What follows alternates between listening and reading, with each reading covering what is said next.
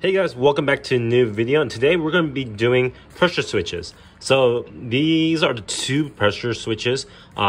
This is the third, and this is the fourth gear pressure switch that a lot of people say that you need to change out before anything, because this is actually one of the main causes to having a transmission failure, especially on the 2006 Acura TL.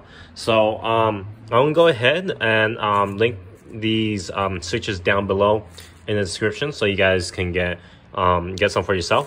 So this one of them was like at least $60 or $70, and one of them was like $40 or $50. So in total, you're gonna be spending about roughly $120 in total, or $125 around there. So this is on Amazon, and yes, these are Honda OEM, so it came in these bags. And I'll put this off to the side, and then we're gonna go ahead and just get started, which is gonna be located right here. So let me show you guys what to do. All right, so what you're first gonna do is obviously, it has this guard. Go ahead and just take it off, and then just put it through the air intake and just let it hold. All right, so you basically untap this, which is this link right here, and tap it, slide out, and try to make sure you slide this component also off this piece of metal, so you have space to maneuver this section. So you're gonna use a 10mm a socket to remove this, and then a 10mm wrench down there to remove this bolt as well, so you can have clearance to this, because the third gear pressure switch sits behind here, and then that's the fourth pressure switch. So I'm gonna go ahead and remove this, and it should be very simple.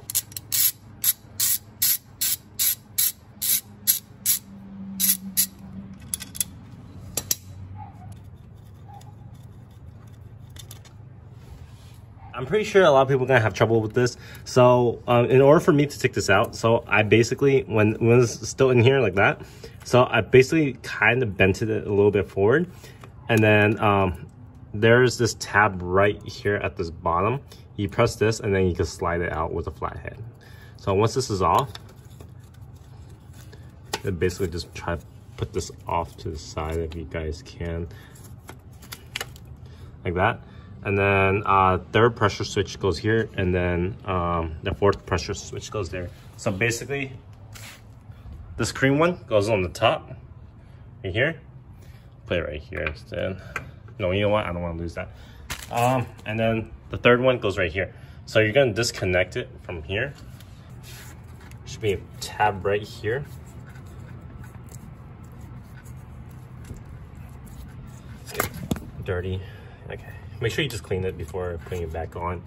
And then you can get yourself an adjustable wrench. Mine has the vice grip with it, so you're gonna use that, and then just loosen it, and then swap it out with the new one, and then you just put it back in and you tighten it.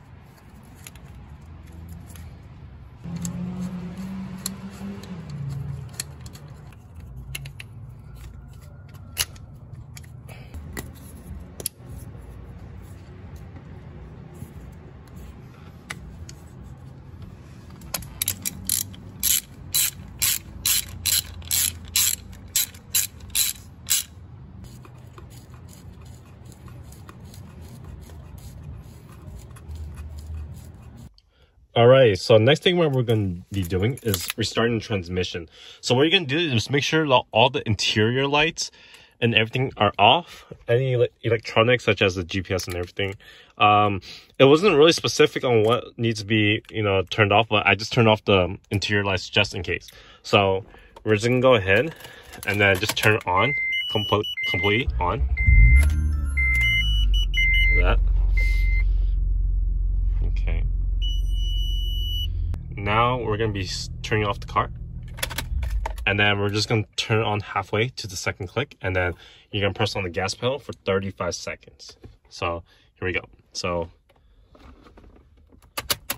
and then press on the gas pedal for 35 seconds. Now that the gas pedal has been pressed for 35 seconds, go ahead and turn off the car. And then go ahead and turn it back on. And then we're going to do a test drive. So apparently when you reset the transmission after you swap out the pressure switches and also the transmission fluid with the tranny filter, it should shift a lot smoother. So we're gonna go ahead and go for a test drive.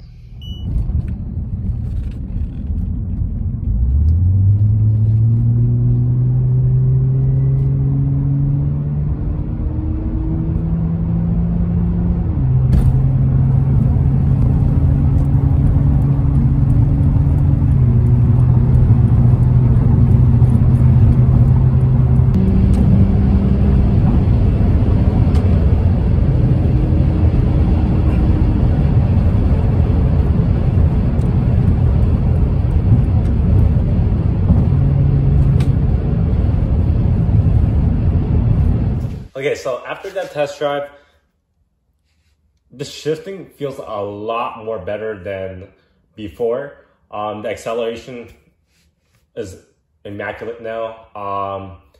I mean, that's because I don't really have zero camera when I drive, so this is the first time having air suspension. But to let you guys know, I did do a seafoam on this car before I started doing the pressure switches swap. So that could be one of the reasons why the car is performing a lot better. So I would highly suggest replacing these pressure switches very, very quickly. Just because if your car's nearly, I would say cars over 150K mileage on your TL, I will highly suggest it. It only takes about 30 to 45 minutes. Simple tools, very easy to do.